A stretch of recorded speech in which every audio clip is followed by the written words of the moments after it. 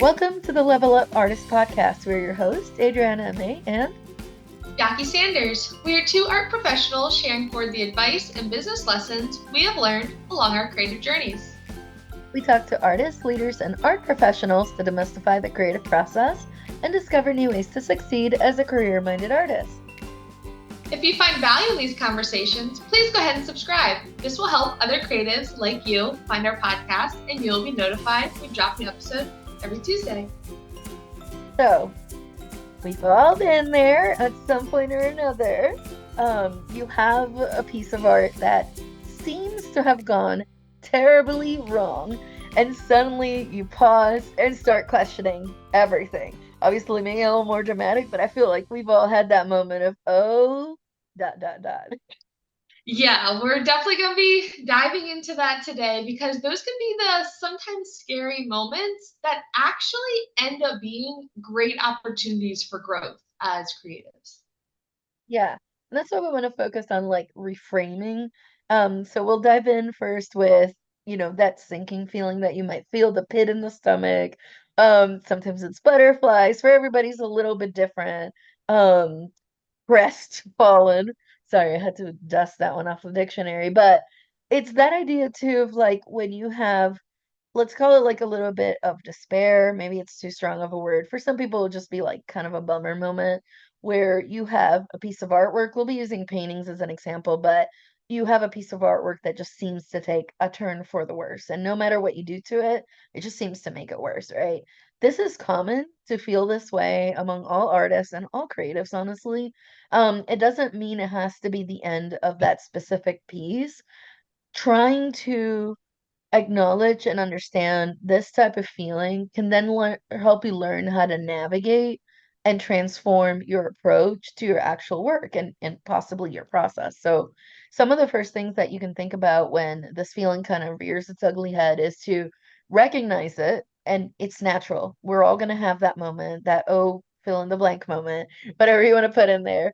And accepting mistakes, it's almost like that first step to identify opportunities for creative exploration. Like maybe this red was a little too bright. It's not the one I normally use. But that being said, is there something there for me to dig in and try to learn a little bit more about it? Like, why is it something I don't use, or could I use it a little bit differently? Or how can I tone it down a little bit? It doesn't have to be, oh, I put that pyro red on that canvas and it's ruined forever. Yeah, and I think that's really the key is to reframe those moments of mistakes as part of the journey rather than a dead end where you end up questioning everything, right? Because especially as artists, we just have to accept that there are various stages of the creative process and especially like for example, we're both painters, there's different phases of the painting process. There's that exciting initial phase where you get the creative idea, maybe you do a little bit of sketching, and then that messy middle phase where you're not quite sure if you're successful with it or not, and then suddenly it all wraps up together most of the time. But it's during those ups and downs of the stages that you need to figure out how to stay motivated. And I have found, honestly, that the goal that has been most helpful for me is learning about my own creative process and then being able to trust it. Because I think that is the best way that lets you pivot those mistakes or what you used to view as mistakes simply as part of your process. So they're a lot less scary when they happen. You can kind of rephrase it mentally of, oh, well, that was a nice surprise versus, okay, this isn't exactly how I pictured it, and kind of leaning into the changes. I think this is especially hard though when you're first starting off in your creative practice, because even though we all logically know this to some extent, it's a lot different feeling it. And the idea that every artist is different and every creative practice is different. Because when we all begin, we typically start with that standard workflow. Maybe it's something that you learned in one workshop, maybe it's something you were taught in school, or just various levels of research that you've done on your own. Like painting, for example, maybe the traditional workflow that you think of is okay, you have an idea, You do a preliminary sketch of, let's say, the still life. You do the base layer on your canvas, you start layering on paint, and then you refine it at the end, right? But this can be a super emotional roller coaster that many artists feel, because if you're comparing that process to what you 100% have to do, then you might be hitting a wall at some phase. Maybe through repetition and trying to learn this process, hitting multiple walls, you realize that I actually really prefer journaling at the start of my process. It gives me an emotion that I can tie to the final painting, and it actually heightens that connection rather than losing enthusiasm or losing steam once you're like halfway done, right? Maybe your sketches aren't even supposed to be depicting the final piece, because you found that you have a more intuitive process. But instead, the sketching phase is really just to get your hands moving, to get a little messy, to get your mindset in the right place to create. It's not having to be a two scale drawing of what the end piece is going to look like. And these are all parts that, even if it starts with the same principles of a process, learning about your process really is the key, so that you're not only ready for those emotional roller coasters, ups and downs, and therefore more skilled to brave them, but you actually expect them and embrace them in your creative process. Yeah, I love that. And I love your emphasis on learning what your own creative process is, or maybe even your creativity cycle. Because I feel like the things that looking at social media don't show you is those ups and downs. A lot of times, I mean, some artists share the downs, but let's be real, most people are just showing the here's the empty canvas, and then they hit the brush to the canvas, and then magically the painting's finished, and they just skipped all the middle section, which I get it. Like nobody wants to necessarily see the real-time painting and all the failures and the messy bits in the middle, but it's helpful to understand of like that's the part we're not seeing and that we need to normalize of like, yeah, we're gonna get to that part where it just absolutely sucks and we just have to easiest ways to work through it, right? Which that leads me to like the failures themselves and like how we perceive them. If we think of a potential failure as something that can lead to a breakthrough, then we almost welcome it to a certain extent. So, to give you an example, when in an earlier stage, when I was trying to figure out what my art style was, I was hyper focusing on learning as many techniques as possible. I wanted everything on that toolbox. But at the same time, I was struggling to find what my cohesive style would be. I was adding too many elements, too many variables, and my failure was in, but I'm learning all these things. Why is my style not coming? Like I'm doing all these things right. Why is this like, why is it failing? Um, and it took actually pausing to identify which techniques, themes, and even color palettes were bringing me the most joy and kept popping up unconsciously in the work to then realize, like, oh, that's how I find cohesion and personal style. But part of the failure was like, if I'm just smushing all these techniques together, it's not necessarily going to come out the way I want, especially if it's as a result of like different workshops and things I'm taking, where it looks a little bit more like what I learned in the class than my own personal thing, right? So it leads to these points of frustration of like, but why isn't it turning out, right? And then by taking that step back, then you can be like, oh, I'm getting this is where the bottleneck is, and this is how I move through that bottleneck, right? So that's just an example. Another thing to think about, super important, and I know we say this on the podcast probably all the time, is that idea that art is a continuous learning process, right? Every brush stroke counts. So even when the piece does not turn out as expected, it can still give us lessons that we can apply for upcoming work. Some things are going to happen somewhat accidentally. So, oh, I added way too much medium to this paint. It's a lot more watery. And now it's a lot more transparent. Oh, wait a minute. I actually like the transparency. I didn't know how much more of that clear medium I had to add to get to this effect that I had no idea how to do before. I was just trying to make it more liquidy, but now I discovered something else because of it, right? Um, just try to keep an open mind through it. I know it's hard because mentally, as part of our job as artists, is to be basically create problems to then solve. And even like a math problem or even trying to cook something from scratch, you will get to that point where you go, I'm missing this ingredient in the recipe. How do I get from A to B, right? And we have to troubleshoot that. But that's where a lot of this discoveries are made. When you go, I'm missing X, how do I get there? Um, and trying to figure that out. But anyways, next up, we're going to be talking about the gesso debacle, which we'll explain that in a minute, and the importance of having intention in your work. But first, we're going to put in a quick word from our sponsors. This episode is brought to you by our Level Up Artist courses. We understand that life as a modern artist can be both exciting and overwhelming. Plus, there's a lot of information out there. So, what do visual artists actually need? We've spent countless hours of trial and error, weeding through tons of information to find the gold, so you don't have to waste your time going down those endless rabbit holes.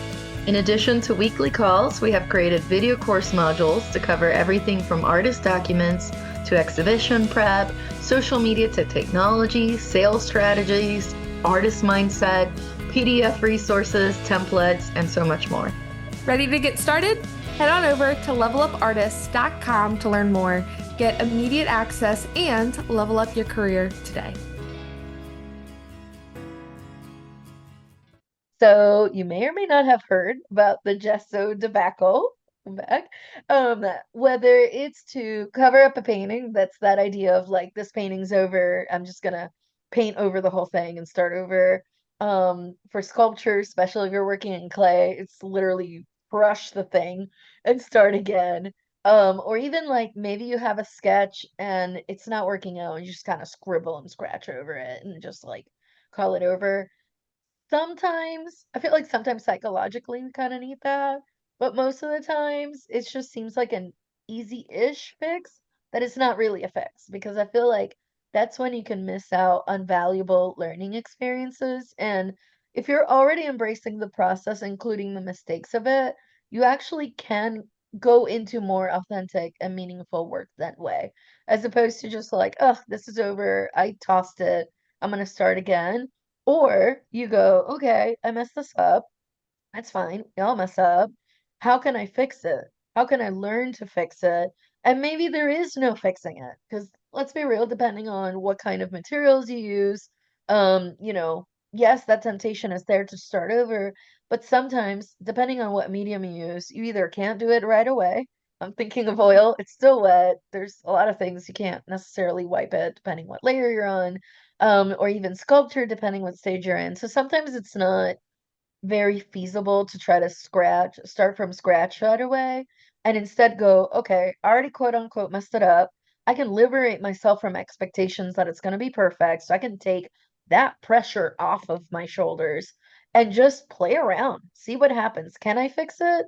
Can I like invent something else? Can I do something else with this thing? Um, I mean, how far can I take it? And again, if you already quote unquote messed it up, then it's no skin off your back, right? You can just keep going and see what happens. Just don't get too fixated on it, right? Sometimes some works, there is no turning back, right? I'm thinking watercolor, and when that paper starts to rip, yeah, that sometimes there is no turning back, but see how far you can take it and what comes out of it and have fun with it. And this is the part too where I like to, kind of think about where sometimes it is through that experimentation and through that troubleshooting and trying to see how far you can push the limit because, what the heck, it's already quote unquote messed up, so might as well play with it. It's a lot of times when you're trying to work through that you end up getting breakthroughs and end up with what could turn out to be your next favorite painting. A lot of times those difficult ones, the ones that quote unquote fight you back or offer those challenges, a lot of them turn into cherished pieces or they turn into learning pieces, which I think every piece is a learning piece anyways, but they have powerful lessons that then you can say, okay, it didn't work out on this one, but I'm going to carry this on to the next one and see what happens, right? Like now I know the limit of X medium and I need to pause at this point, but I already did it with a piece that I didn't have to have a perfect outcome on. I did it on a quote unquote throwaway or on one that ends up being resolved. But yeah, give yourself permission to like, hey, I messed it up, so what? Can I move on with it? And if not, then yeah, do another one. But don't give up on it right away. It's basically what we're saying. Yeah, and I think that's a great point, though, of thinking about it really boils down to being intentional in your process, right? Learning how to fully embrace the process, including those moments of uncertainty, including the quote unquote mistakes. But a lot of the time, it can be really just like a mental reframe. Maybe you thought this was going to be your pivotal, like center of the art gallery finished piece that you base your entire future career off of, and then there's a quote unquote mistake that happens. This, instead of being the final piece in your creative culmination, maybe this is the start of a whole brand new series. And so I think a lot of it is taking that mental pressure and shifting it, to be more intentional with, okay, well, what lessons did I learn from this? What value did this serve in my creative development and my creative mindset? And then how can I use that moving forward? And by really setting those clear intentions anytime you address or go into the studio or just have a creative moment that you're carving out into your schedule, it'll help you guide and navigate those challenges that inevitably are going to arise, and really allows you to have that sense of purpose while you're creating, and make it easier to handle those setbacks. So at least for me, it all comes down to being intentional. So that really just means being deliberate and purposeful with actions that I take, not in a fearful way, but more in so, okay, I'm actively choosing to make this decision in the studio while I'm making this work. And that may include I'm actively allowing myself to creatively let go for the next 30 minutes and just see what happens with no pressure, with no expectations, just be present and intuitively paint and then see what happens. But again, you're intentionally choosing that and being aware of what you're focused on and what that goal is, especially with any creative practice. You can really think of it of kind of applying in various levels, right? It's not just that final piece that we all think about. It's, okay, what is the intentional thing that I'm focusing on from a larger concept or this entire art series? What do I want it to say? Maybe it is a single painting, or maybe it is, okay, this single creative session, this is my intention. Maybe it's a single 30-minute focus block, like we just said, like letting yourself loose for 30 minutes. And so applying that at all levels, that focus more on the process rather than the outcome. Because as Adriana mentioned earlier in the episode, I mean, skill set will develop over time. Your creative eye will develop over time. It really just comes with repetition. And sometimes it's one of those things where you really all you can focus on is your intention and repeatedly showing up for your creative practice. And the rest will just take care of itself rather than trying to force yourself and your creative voice to be something that it's not intended to be and is not going to be as fulfilling for you. I know one thing that I faced as an example, was thinking that all of my time in my art studio had to be 100% hyper focused, silence, focus mode of creative time. But I really realized that overcoming that, there's parts of my process, yes, that I require that, but there's other parts that actually are better when I am in a more playful mood, when I am in a more social mood, when I have music going, or if I'm listening to a podcast. There's parts of my creative process that actually thrive outside of that silence. And that was really hard for me to overcome because I would leave a painting session and think, oh my goodness, I got nothing done today. All I did was like mess around and did like color swatches and studies and wrote some notes down. But I realized that that is a part of my process that I need to have. And it's just shifting the intention around it. Yeah, I love that. And if you're trying to figure out, okay, that's great, intentions, but how do I set the intentions for my work? These are some methods that you can try on how to set and maintain them, especially through a project. I find like these are extra helpful when you do get into that messy middle we're talking about, or when you get to that point where, say, that painting or that piece of work is almost finished, and then the quote unquote failure happens. And it's like, why did I just spend bazillion hours, weeks, whatever it is, months on creating this thing? And suddenly, like, I'm at that, crossroads of like, did I really mess it up? And no matter what I do, I can't fix it. So I feel like these are some things that can help you kind of refer back, or you can reference back, and then it can help you work through it. So I feel like the first thing is to define your vision or your goal for what you're trying to do, especially if you're doing this as a series and not just a standalone. Like, articulate it. Like, what's the theme? What's the emotion? The message? Is there a color palette or technique or a type of surface you want to do? Write that down, journal, sketchbook, digital, whatever works for you. But it's something that you can come back to and say, okay, maybe this thing that happened to the piece is not ideal, but actually it could still be in alignment with your overall vision for the project. So, something to think about. The other one is to set achievable goals. I feel like if you're setting deadlines, and that you can break down to smaller steps that you can reach, that you can have small victories, it'll keep you motivated throughout. I feel like something that can happen to a lot of us is you have a deadline for a show coming up, for an exhibition, and suddenly now you're trying to crank out all these pieces in a shorter amount of time.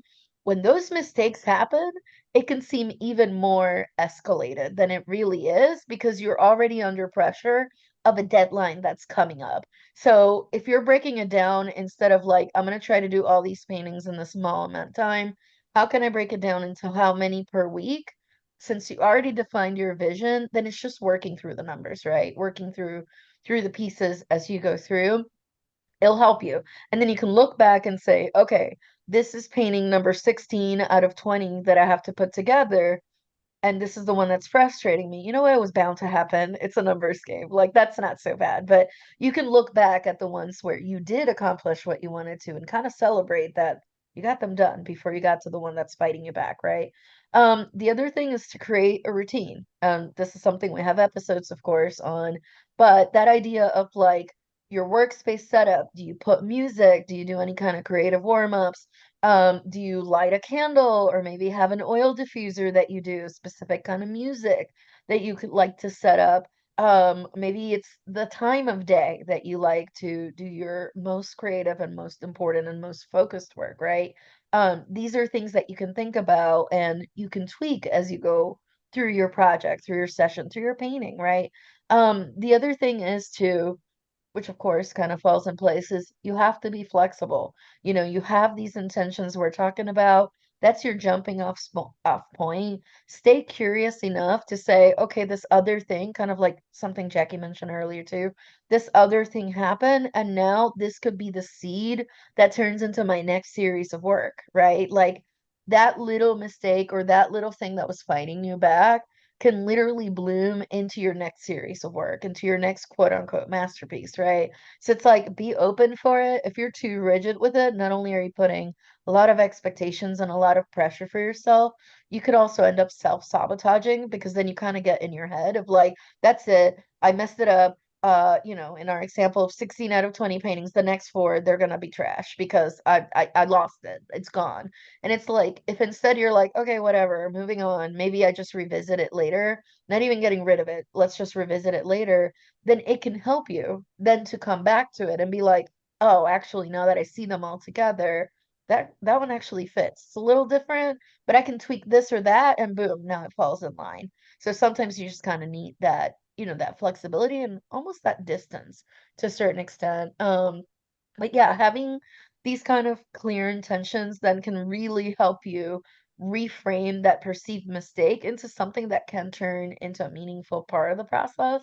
And it's something that, like, once you get into the habit of this, kind of like what we're saying in this episode, like, at first when you're starting out, you're like, yeah, but I already like messed it, and like, I can never be an artist like ever because, I already messed it up.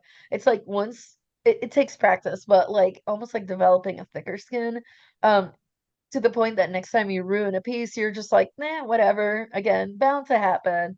Numbers game. We're just gonna embrace it, see what happens, but not like, okay, it's over. I mean, again, this is what we're saying. Acknowledge the feeling when it shows up, recognize it, observe it, as mindfulness says, and then let it go. Let that thing go and move on. And anyways, your artwork will definitely appreciate you for it. Absolutely. And I think that is the perfect way to wrap it up. And that, like, every mistake really is an opportunity to learn, an opportunity to grow. All we can do is keep pushing forward, not being afraid to embrace that messy middle part of the creative process or a larger creative journey. But also remembering to just stay aware, to stay intentional, and trust the process. As cliche as it sounds, it's a cliche for a reason. Speaking of cliches, art is a journey, not a destination, y'all. So true, so true. Anyway, so we're gonna go ahead and wrap it up with that, and we hope you enjoyed this episode. As always, our blog will be linked in today's show notes, where you can find episode notes and links to our other podcast episodes.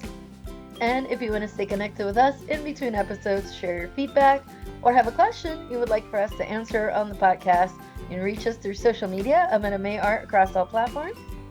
And I'm at J Sanders Studio across all platforms. And if you want to follow the podcast, we're at Level Up Artists on Instagram. You can also visit levelupartist.com to get immediate access to templates, resources, and course modules to level up your creative career today. Thank you so much for listening. We'll talk to you next week.